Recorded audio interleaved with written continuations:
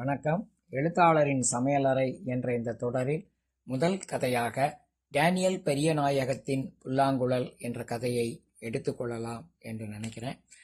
உண்மையை ஒட்டிய புழுகு என்று கதையை பற்றி புதுமைப்பித்தன் சொல்லுவார். அப்படியென்றால் கதையில் உண்மை இருக்கிறது, ஆனால் உண்மையான கதை இல்லை. இதை வாசகர்கள் புரிந்து கொள்ள வேண்டும்.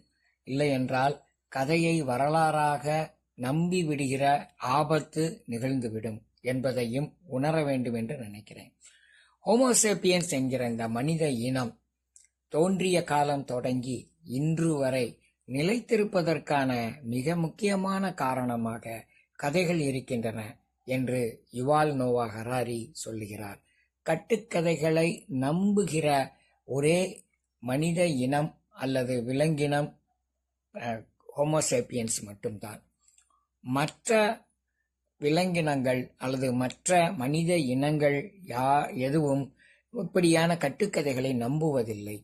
ஆனால் ஹோமோசேப்பியன்ஸ் மட்டுமே கட்டுக்கதைகளை நம்புகிறார்கள், உண்மை என்று நம்புகிறார்கள். இந்த உண்மை என்று நம்புவதுதான் ஹோமோசேப்பியன்ஸினுடைய பலமும் பலவீனமும். எனவே கதைகளை வாசிக்கும் போதும், அது புராணங்களாக இருந்தாலும் சரி, இதிகாசங்களாக இருந்தாலும் சரி, இன்று வந்து கொண்டிருக்கக்கூடிய நாவல், சிறுகதை, குறுங்கதை, கவிதை என்று எந்த வடிவத்திலான கலை வடிவங்களாக இருந்தாலும் சரி, இவை அனைத்துமே உண்மையை ஒட்டிய பொழுதுதான் என்பதை நாம் முதலில் உணர்ந்து கொள்ள வேண்டும், அதை புரிந்து கொள்ள வேண்டும் என்று நான் நினைக்கிறேன். உண்மையிலேயே சிறுகதை எழுதுவது என்பது மிகவும் சவாலான ஒன்று. ஏனென்றால் ஒரு நாவலில் உங்களுக்கு ஒரு மிகப்பெரிய சுதந்திரமான வெளி கிடைக்கிறது. ஏன்னா ஒரு வாழ்க்கையின் ஒரு பகுதி முழுவதையுமே உங்களால் நாவல்ல சொல்ல முடியும். ஒரு குறிப்பிட்ட காலகட்டத்தையே சொல்ல முடியும். சிலர் 3 தலைமுறைகளை, அக்னி நதி நாவலில் 3 தலைமுறைகளை அதுல் ஐதர் கான் சொல்கிறார் என்றால், ஒரே நாள் கதையை நம்முடைய ஜி நாகராஜன் சொல்கிறார், நாளை மற்றும் ஒரு நாளே என்று. ஆனால் இதையெல்லாம் ஒரு வாழ்க்கையினுடைய ஒரு பகுதியாக சொல்ல முடியும். ஆனால் சிறுகதை என்பது ஏன் சவாலானதாக இருக்கிறது என்றால், சிறுகதையினுடைய வடிவமும் சரி, அதனுடைய நோக்கும் போக்கும் எப்படிப்பட்டதாக இருக்கிறது என்றால், ஓடுகிற ஆற்றில் அள்ளுகிற ஒரு கை நீரை போல இந்த வாழ்க்கையை நாம் சொல்ல வேண்டியதிருக்கிறது. ஒரு சுற்றிலும் சுவர்களால் அடைக்கப்பட்ட ஒரு அறைக்குள் இருந்து ஒரு சிறிய ஜன்னலை திறந்து அதன் வழியாக நாம் காணுகின்ற காட்சியை சிறுகதையில் சொல்ல வேண்டியதிருக்கிறது.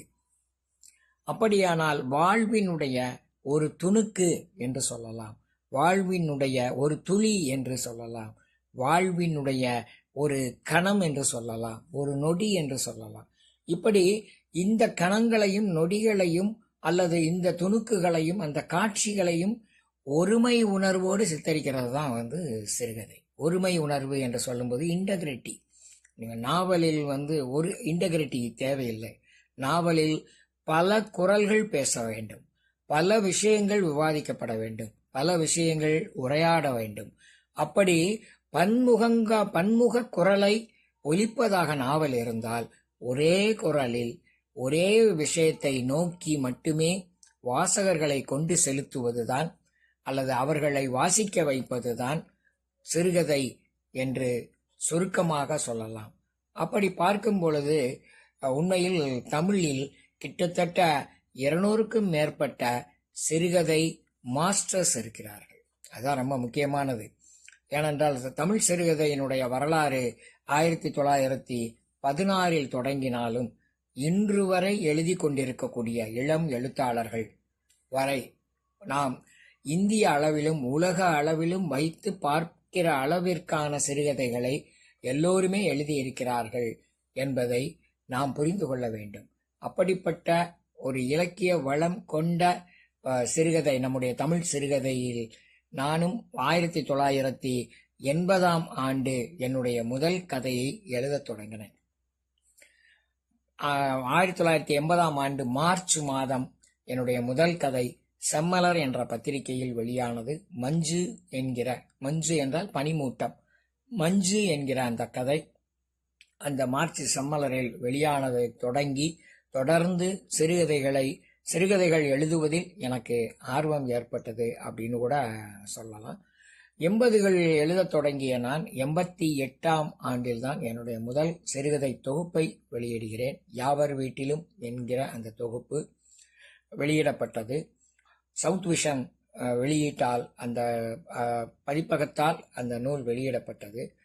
அந்த நூல் வெளியிடுவதற்கு வரை 88 ஆண்டுகள் ஒரு தொகுப்பிற்காக காத்திருக்கக்கூடிய ஒரு காலமும் இருந்தது என்பதை இன்று நினைக்கும் பொழுது ஆச்சரியமா இருக்கு உண்மையிலேயே.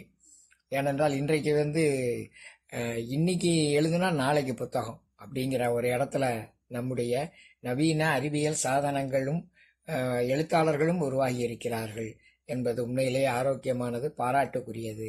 அதே நேரத்தில் அந்த காலகட்டத்தில் 8 ஆண்டுகள் கழித்து ஒரு தொகுப்பு, அதுவும் கிட்டத்தட்ட 30 கதைகளில் இருந்து 12 கதைகளை மட்டுமே நண்பர்கள் எல்லோரும் கூடி விவாதித்து தேர்ந்தெடுத்த ஒரு தொகுப்பு யாவர் வீட்டிலும் என்கிற அந்த தொகுப்பு வெளியான காலத்தில் முக்கியமாக அன்று இலக்கிய உலகத்திற்குள் இருந்த விமர்சகர்கள் கானா சுப்பிரமணியன் அவர்களும் வெங்கட் சாமிநாதன் அவர்களும் இன்னும் இடதுசாரி அமைப்புகளை சேர்ந்த பல்வேறு விமர்சகர்களும் எழுத்தாளர்களும் பாராட்டிய ஒரு தொகுப்பு யாவர் வீட்டிலும் என்ற தொகுப்பு.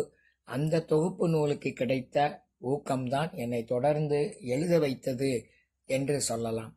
எழுத்தாளரின் சமையலறை என்று சொல்லும்போது கதை எழுதுவது என்பது நமக்கு முக்கியமாக எல்லோருக்கும் இருக்கக்கூடிய, அல்லது எல்லோரும் புதிதாக எழுதுகிறவர்கள் யோசிக்கக்கூடிய ஒரு முக்கியமான விஷயம் என்னன்னா, எங்க இருந்து கதையை எடுக்கிறது அப்படிங்கிறத தான் பொதுவாக எல்லாருமே யோசிப்பாங்க. அது மாதிரியான யோசனை எனக்கும் இருந்தது. தொடர்ச்சியான உரையாடல், கோவில்பட்டியில் ஒரு நல்ல நண்பர்கள் வட்டம், இலக்கிய வட்டம் இருந்தது. அந்த கீரா தொடங்கி தேவதர்ஷன், கௌரி சங்கர், அப்பாஸ், ராம், மாரிஸ், நாரும்புநாதன், அப்பனசாமி, தமிழ்ச்செல்வன், கோணங்கி என்று ஒரு மிகப்பெரிய இலக்கிய வட்டம் இருந்தது.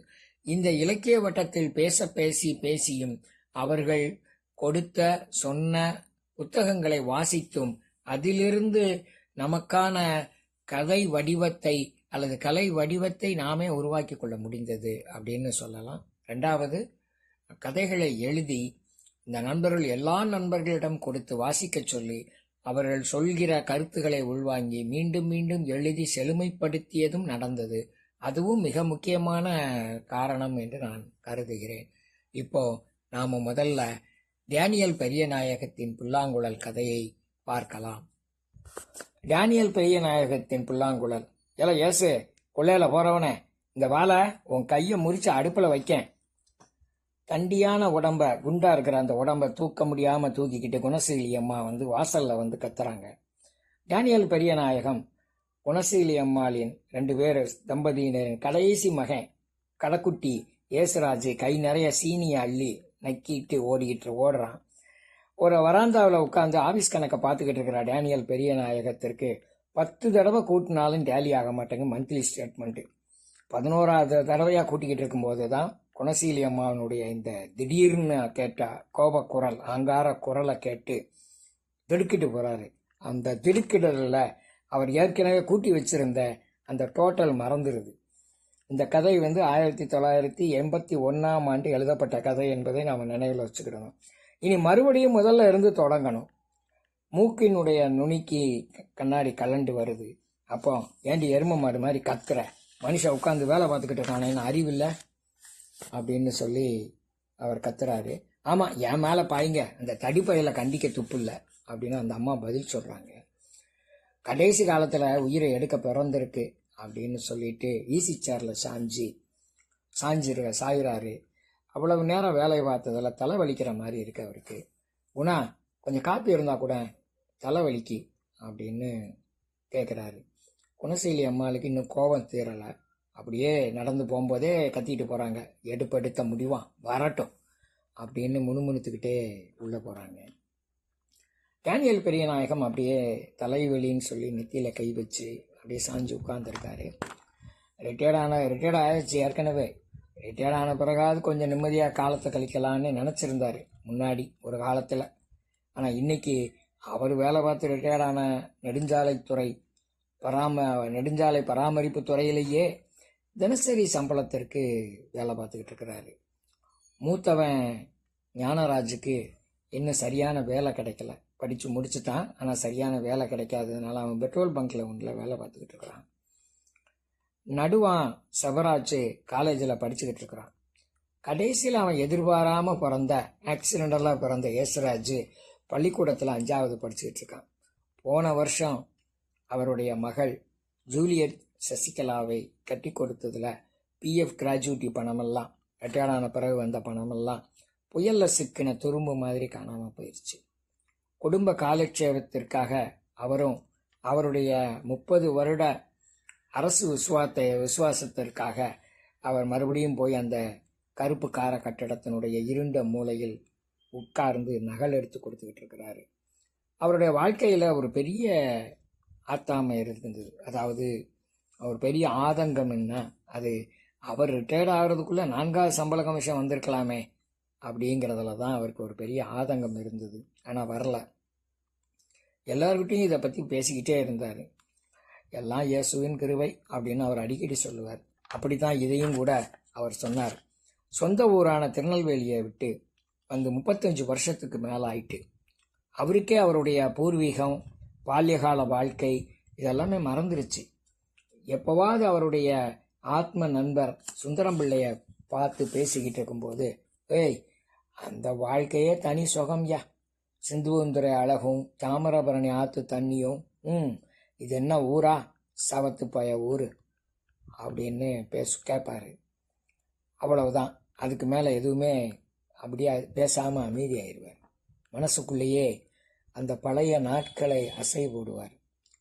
மற்றபடி எப்போதுமே ஆபீஸ் விஷயம்தான்.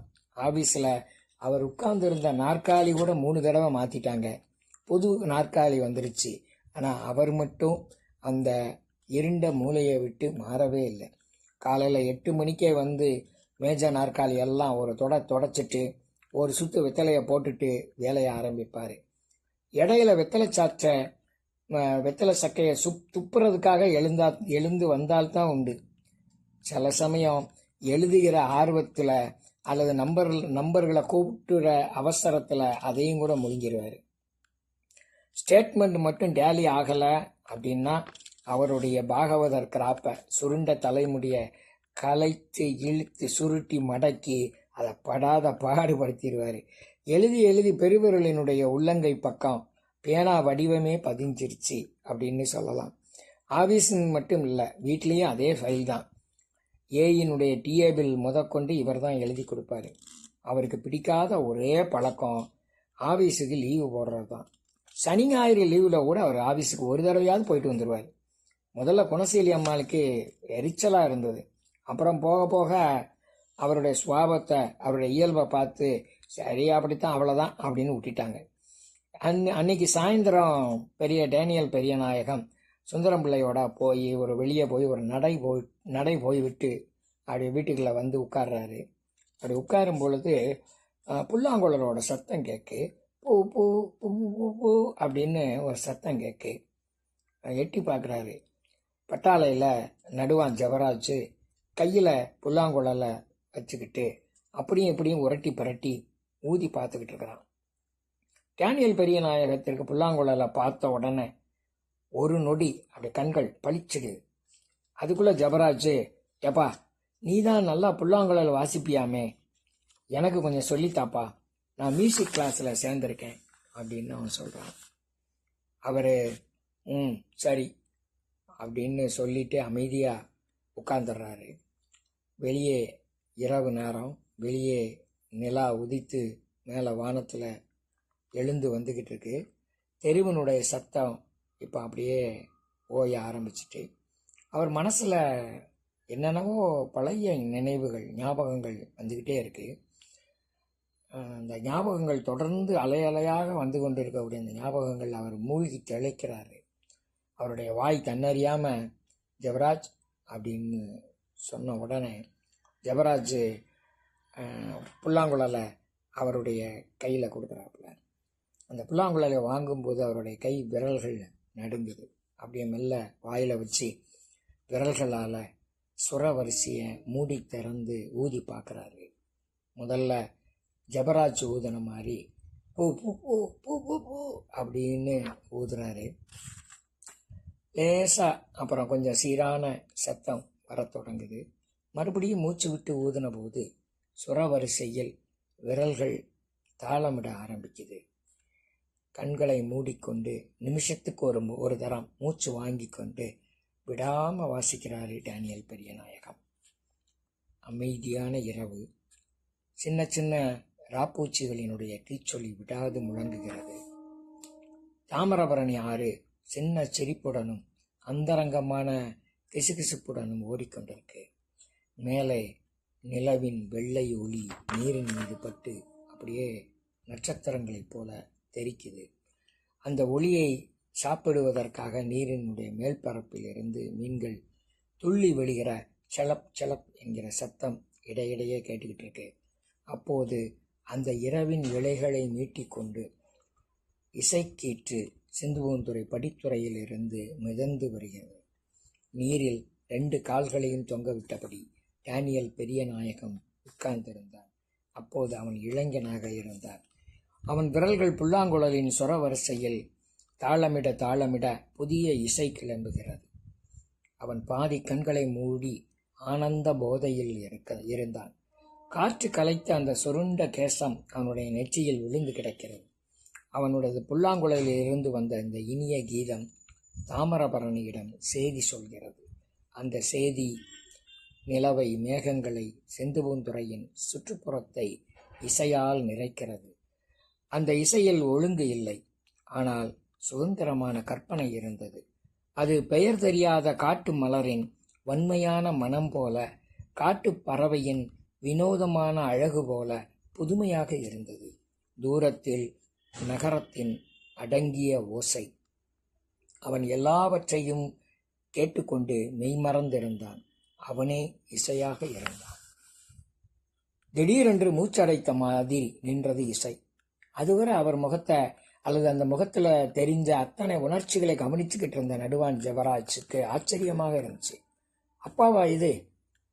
தொண்டையில் ஏதோ அடைத்து கொண்ட மாதிரி டேனியல் பெரியநாயகம் இருமுறாரு. கண்களில் கண்ணீர் வரும்படி வர்ற அளவுக்கு அவருக்கு இருமல் வருகிறது. வேட்டி தலைப்பால கண்களை தொடச்சிட்டு நிமிர்ந்து பார்த்தபோது டேனியல் பெரியநாயகத்திற்கு பழைய முகம் வந்திருந்தது. எதுவும் பேசாமல் நடுவான் ஜெபராஜிடம் புல்லாங்குழலை கொடுக்கிறாரு. கண்ணாடியை எடுத்து தொடைத்து மாட்டிக்கிட்டே அவர் நிமிர்ந்து பார்க்கும் பொழுது ஜெபராஜ் ஏதோ கேட்கறதுக்கு வாரான். அவர் ஒழுங்கா படித்து முன்னேறதுக்கு வழியை பாரு, இதெல்லாம் நமக்கு வேண்டாம் அப்படின்னு சொல்லிட்டு இன்னமும் டேலி ஆகாத அந்த மந்த்லி ஸ்டேட்மெண்ட்டை எடுத்து நம்பர்களை கூட்ட ஆரம்பித்தார். அவ்வளோதான் கதை.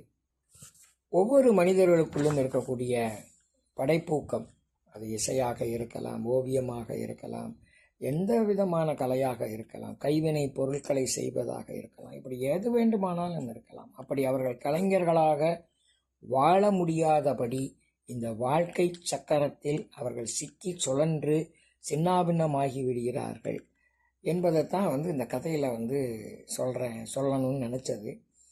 இந்த கதை எழுதுவதற்கான மூலக்கூறுகள் நம்ம சொல்லுவோம் இல்லையா, எங்கே இருந்து கிடைச்சது அப்படின்னா, என்னுடைய ரொம்ப நெருங்கிய நண்பர், ஒரு 50 ஆண்டு கால நண்பர், அப்போது பள்ளி பருவத்தில் இருந்தே நாங்கள் நண்பர்களாக இருக்கக்கூடியவர் எழுத்தாளர் சாரதி அவர்கள். அவருடைய வீடும் என்னுடைய வீடும் அடுத்தடுத்த வீடு.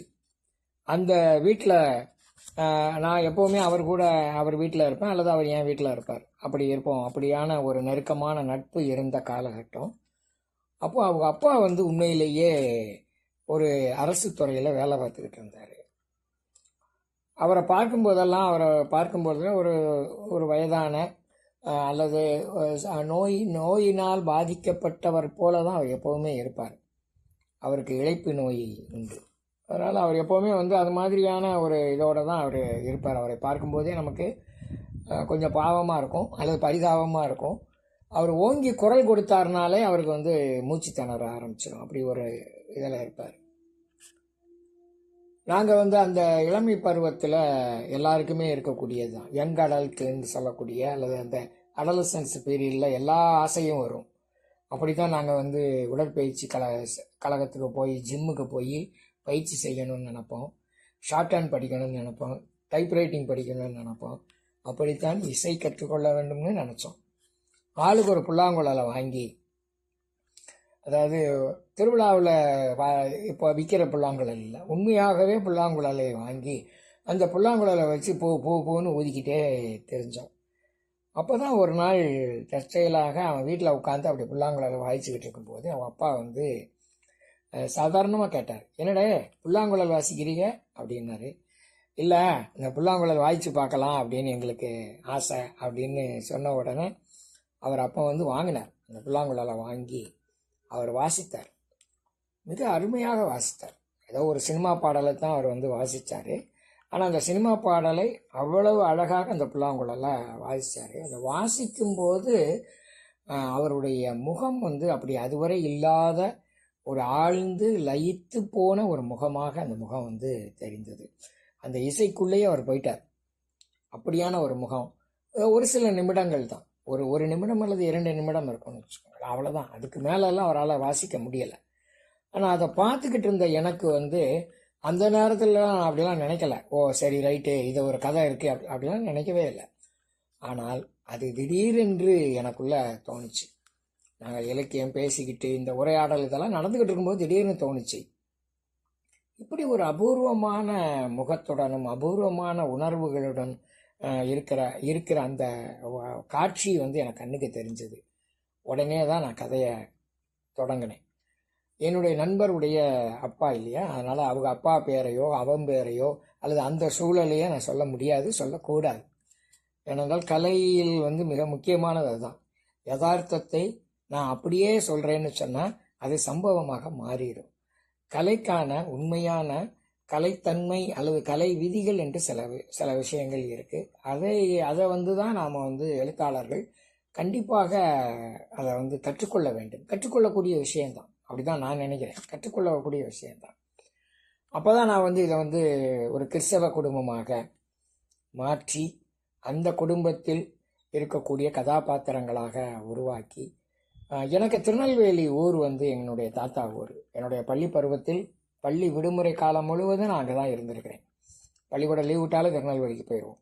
அதனால் தாமிரபரணி மீது அன்றிலிருந்து இன்று வரை நமக்கு ஒரு பெரிய ஈர்ப்பு உண்டு.